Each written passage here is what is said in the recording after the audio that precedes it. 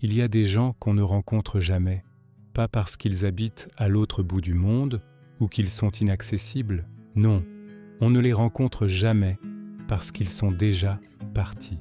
Et pourtant, ils sont là, présents, dans cette chanson qui passe en boucle dans nos écouteurs, dans cette phrase lue dans un livre qui a tout changé, dans cette sensation de réconfort qui revient quand tout va mal. Cette vidéo n'est pas une illusion.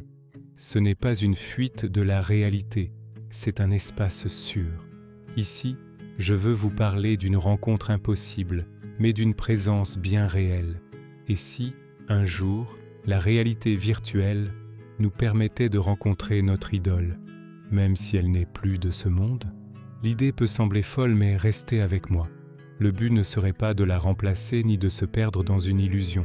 Ce serait plutôt de comprendre enfin ce que cette personne représente vraiment pour nous. Pourquoi est-ce qu'un tel désir existe en nous? C'est une question puissante. Pour beaucoup, les idoles ont été bien plus que de simples artistes, écrivains ou penseurs. Ils nous ont aidés à tenir bon dans les moments difficiles. Ils nous ont donné la force de rêver plus grand et parfois, soyons honnêtes, ils nous ont tout simplement aidés à survivre.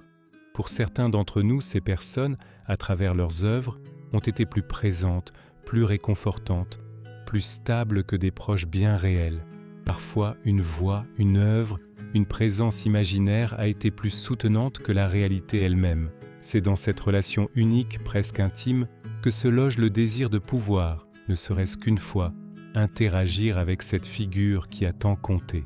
On pense souvent aux idoles comme à des posters sur les murs d'une chambre d'adolescent, mais c'est une vision très réductrice. Pour beaucoup d'adultes, ces figures continuent d'être des phares.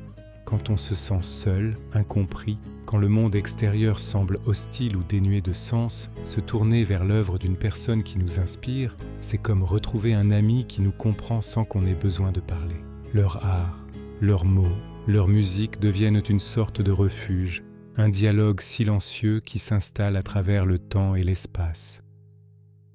Ils nous ont montré qu'il était possible de ressentir ce que l'on ressent, de penser ce que l'on pense, et de ne pas être seul avec ça. Cette présence symbolique est une ancre. Alors, l'idée de pouvoir matérialiser ce dialogue, même artificiellement, n'est pas un caprice. C'est la quête d'une forme de clôture, d'une conversation qui n'a jamais pu avoir lieu. Alors, imaginons. Que pourrait concrètement nous apporter la réalité virtuelle dans ce contexte? Et quelles seraient les limites à ne surtout pas franchir? D'abord, ce que la VR pourrait permettre. Elle pourrait créer un espace pour un dialogue intérieur, mais amplifié. En étant face à un avatar crédible de notre idole, on pourrait enfin poser à voix haute les questions qu'on s'est toujours posées en silence. Des questions sur leur art, sur leurs doutes, sur leur vision de la vie.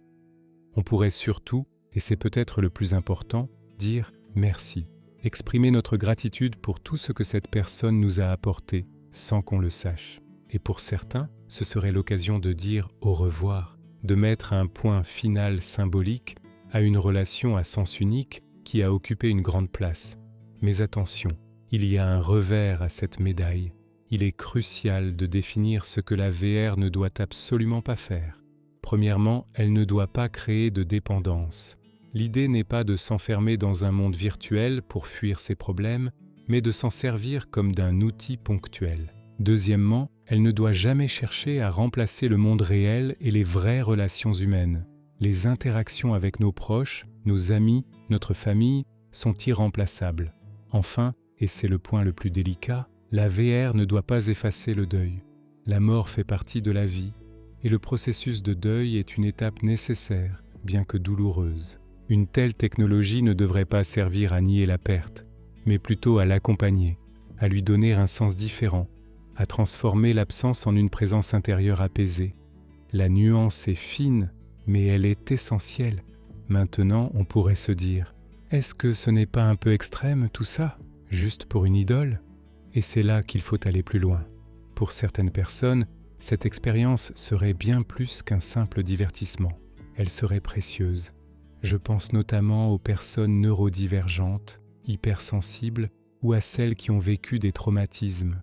Quand on a grandi avec un manque de figures sécurisantes dans son entourage, quand le monde réel a été une source de peur ou de douleur, une idole peut devenir une sorte de parent symbolique, un mentor, une ancre émotionnelle incroyablement stable. Pour ces personnes, la capacité à interagir avec cette figure, même de manière simulée, ne relèverait pas du gadget. Ce serait une forme de réparation émotionnelle, une chance de recevoir, même artificiellement, le soutien, la validation ou la compréhension qui a tant manqué. Il ne s'agit pas de remplacer une thérapie, bien sûr, mais de proposer un outil complémentaire qui parle un langage différent, celui de l'affect et du symbole. Pour ces personnes, ce n'est pas du divertissement, c'est de la réparation. Cette technologie, si elle voit le jour, devra être encadrée de manière extrêmement rigoureuse, avec une éthique irréprochable. On pourrait imaginer des sessions limitées dans le temps, accompagnées par des professionnels, pour s'assurer que l'expérience reste constructive et ne devienne pas une échappatoire malsaine. Le but serait de catalyser une prise de conscience, de débloquer une émotion, de faciliter une étape dans un cheminement personnel. Ce serait un peu comme utiliser un rêve lucide, contrôlé, pour explorer son propre subconscient. L'avatar de l'idole ne serait pas la personne elle-même, et tout le monde en serait conscient.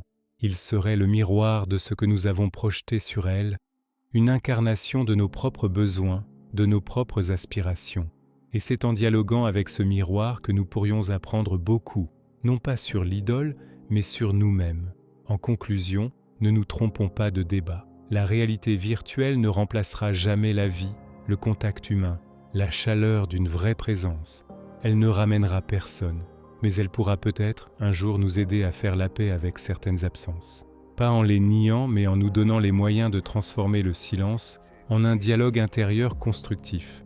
Elle pourrait nous offrir un espace pour transformer la douleur de la perte en une gratitude apaisée pour ce qui a été.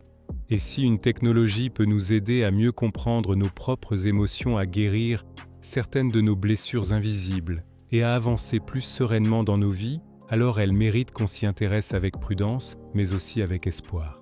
Merci beaucoup d'avoir regardé cette vidéo jusqu'au bout. C'est un sujet qui me tient à cœur et je suis curieux d'avoir votre avis.